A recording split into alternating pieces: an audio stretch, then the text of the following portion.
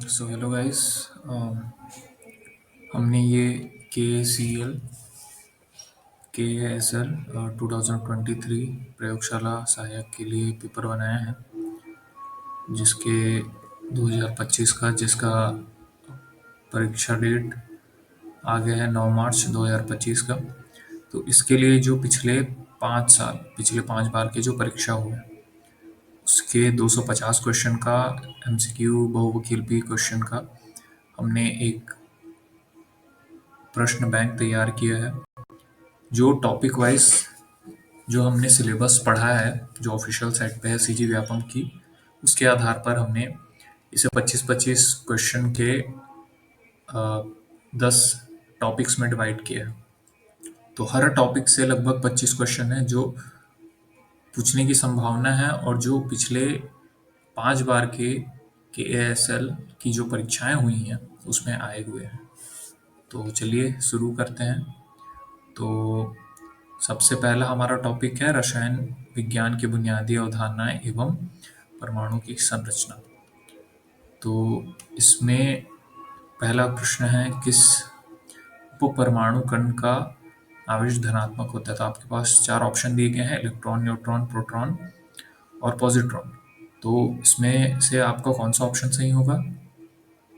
Option C, proton, क्योंकि neutron का हम जानते हैं कि उसमें तो आवेश ही नहीं होता है।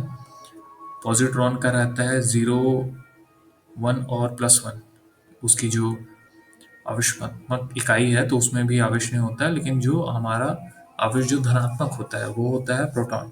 न्यूट्रॉन क्या होता है? हमारा न्यूट्रल आवेश।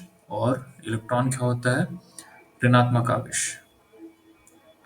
चलिए चलिए चलते हैं अगले प्रश्न की ओर। तो हमारा दूसरा प्रश्न है कि किस भाग में लगभग संपूर्ण द्रव्यमान स्थित होता है? तो इसके 4 ऑप्शन आपके पास दिए गए हैं: इलेक्ट्रॉन बादल, नाभिक, कक्षा और खोल। चूंकि हमारे पास समय कम है तो हम सिर्फ प्रश्न के आंसर देखेंगे, जिसके बारे में आप एक बार खुद से पढ़ाई कर सकते हैं। तो हम सीधे प्रश्न और उत्तर पे जाएंगे। तो किस भाग में लगभग संपूर्ण द्रव्यमान स्थित होता है? तो हमारे पास 4 विकल्प दिए गए हैं। तो इन चारों विकल्पों में से कौन सा प्रश्न आंसर सही है? तो ऑप्शन आएगा आपका बी, नाभिक। नाभिक को क्या बोलते हैं? और इंग्लिश में न्यूक्लियस। तीसरा प्रश्न है, किसी तत्व का परमाणु द्रव्यमान किसका मान होता है? तो आपके पास 4 विकल्प दिए हैं कि प्रोटॉनों की संख्या के ऊपर निर्भर करती है न्यूट्रॉनों की संख्या, प्रोटॉनों की संख्या या इलेक्ट्रॉनों की संख्या। प्रोटॉन और न्यूट्रॉनों की संख्या का कुल। तो आपके पास क्या आएगा? ऑप्शन विकल्प प्रोटॉनों की संख्या, क्योंकि न्यूट्रॉनों की संख्या आवेश के हिसाब से अगर हम बात करेंगे तो उसकी जो संख्या कहलाती है वो 0 रहती है। तो प्रोटॉन की संख्या हमारी काउंट होगी, तो प्रोटॉनों की संख्या। चौथा प्रश्न है हमारे सामने, किस वैज्ञानिक ने उस मॉडल का प्रस्ताव रखा जिसमें इलेक्ट्रॉन निश्चित कक्षाओं में नाभिक के चारों ओर की परिक्रमा करते हैं? तो हमारे पास 4 विकल्प हैं: डाल्टन, रदरफोर्ड, बोर और थॉमसन। तो इसका सही उत्तर होगा बोर। पांचवा प्रश्न है, कौन सा सिद्धांत बताता है कि इलेक्ट्रॉनों को विशिष्ट ऊर्जा स्तरों पर ही रखा जाता है? तो इसका आपके पास सही आंसर होगा क्वांटम सिद्धांत। क्वांटम सिद्धांत के आधार पे हम ये निश्चित करते हैं कि इलेक्ट्रॉनों को कौन से विशिष्ट ऊर्जा स्तरों पर रखा जाए। छठा प्रश्न है हमारे पास, बोर मॉडल में जब कोई इलेक्ट्रॉन उच्च ऊर्जा स्तर से निम्न ऊर्जा स्तर की ओर जाता है तो क्या होता है? तो इसका सही आंसर होगा हमारे पास जो 4 ऑप्शन में है कि ऊर्जा अवशोषित करता है, ऊर्जा प्रकाश के रूप में उत्सर्जित होती है, या इलेक्ट्रॉन उसी स्थिति में रहता है, या चौथा विकल्प है हमारे पास कि इलेक्ट्रॉन गायब ही हो जाता है। तो इसका सही विकल्प होगा ऊर्जा प्रकाश के रूप में उत्सर्जित होती है। हमारे पास 7वां प्रश्न है कि कौन सा कण बिना विद्युत आवेश के होता है? तो जो 4 विकल्प हमारे पास दिए गए हैं, प्रोटॉन, न्यूट्रॉन, इलेक्ट्रॉन और आयन। तो बिना विद्युत आवेश के कौन सा आवेश होता है? तो हमने चर्चा भी की है कि न्यूट्रॉन होता है। परमाणु का नाभिक निम्न में से किससे बना होता है? तो इसके हमारे सही ऑप्शन आएंगे प्रोटॉन और न्यूट्रॉन। क्योंकि परमाणु क्रमांक हमारा सिर्फ प्रोटॉन पर डिपेंड करता है, क्योंकि न्यूट्रॉन की हमारी परमाणु संख्या को हम नेग्लेक्ट करते हैं, है ना। परंतु नाभिक में क्या रहता है कि हमारे प्रोटॉन न्यूट्रॉन दोनों रहते हैं। कौन सा नियम कहता है कि पदार्थ छोटे अविभाज्य कणों से बना होता है? तो हमारे पास चार विकल्प दिए गए हैं कि द्रव्यमान संरक्षण का नियम लागू होता है, डाल्टन का परमाणु सिद्धांत लागू होता है, निश्चय उत्पाद का नियम लागू होता है, गुणकों के नियम लागू होते हैं। तो इसका सही आंसर क्या होगा? डाल्टन का परमाणु सिद्धांत। किसी तत्व की रासायनिक गुणधर्म का निर्धारण मुख्य रूप से किससे होता है? तो इसके चार विकल्प दिए गए हैं: न्यूट्रॉनों की संख्या, इलेक्ट्रॉनों की संख्या, प्रोटॉनों की संख्या, परमाणु क्रमांक। तो इसका सही विकल्प क्या होगा? न्यूट्रॉनों की संख्या। कौन सी अवधारणा तत्वों में आवर्तक प्रवृत्तियों को समझने में सहायक होती है? तो चार विकल्प हैं: क्वांटम संख्याएं, इलेक्ट्रॉन विन्यास, रासायनिक बंधन या परमाणु त्रिज्या। तो इसका सही विकल्प क्या होगा? इलेक्ट्रॉन विन्यास। अनिश्चितता सिद्धांत किस वैज्ञानिक से जुड़ा है? तो अनिश्चितता सिद्धांत किससे जुड़ा है? वो हाइजेनबर्ग, रदरफोर्ड या डाल्टन। तो सही विकल्प होगा इसका हाइजन।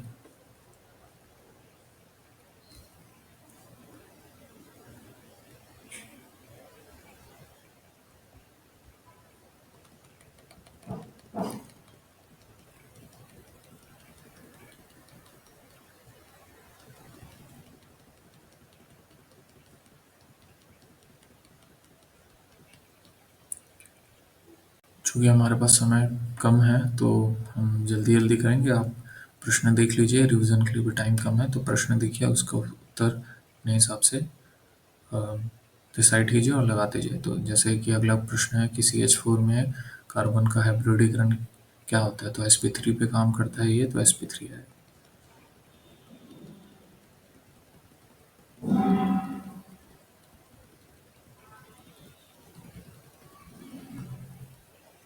वैसे ही कि निम्न में से कौन से यौगिक अनुनाद रेजोनेंस दिखाता है? तो रेजोनेंस का लिए सबसे बेस्ट उदाहरण क्या होता है कि बेंजीन रहता है, C6H6 CH की फॉर्मेशन में रहते हैं, 6 अलग अलग उसमें रहते हैं कॉम्बिनेशन पे। तो ये बेस्ट अनुनाद या रेजोनेंस जिसे हम कहते हैं उसके लिए काम आता है।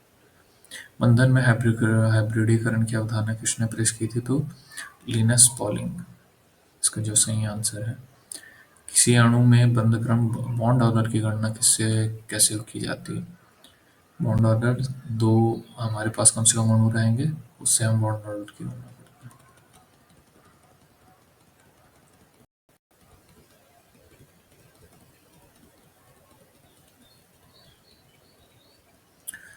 तो जो तीसरा टॉपिक है द्रव्य के अवस्थ ऊष्मागतिकी एवं संतुलन के, तो कौन सा द्रव्य अवस्था निश्चित आयतन रखता है पर निर्भर या निश्चित आकार नहीं? तो इसका सही ऑप्शन क्या होगा? तरल।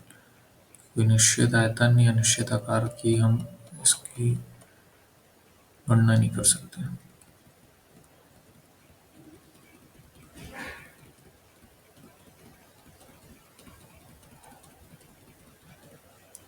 इसी तरह गिब्स फ्री फ्री ऊर्जा या मुफ्त ऊर्जा परिवर्तन डेल्टा जी का जो सूत्र होता है वो क्या होता है? Delta H minus T delta S. तो जो टोटल रहेगा हमारा फ्री एनर्जी के लिए, उसमें से हमें जो एटमॉस्फेरिक टेम्परेचर में जो भी बदलाव हुआ है उसको माइनस करना रहता है। संतुलन पर प्रणाली की फ्री ऊर्जा होती है तो न्यूनतम होती है। कौन सा नियम कहता है ऊर्जा का निर्माण या विनाश नहीं है? तो ऊष्मागतिकी का पहला नियम है।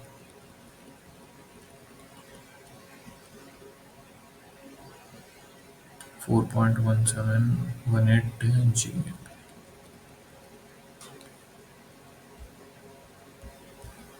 थोड़ा स्पीड में हमें करना पड़ेगा इसे। SPDF ब्लॉक तत्वों की इसमें आपको पढ़ना पड़ेगा।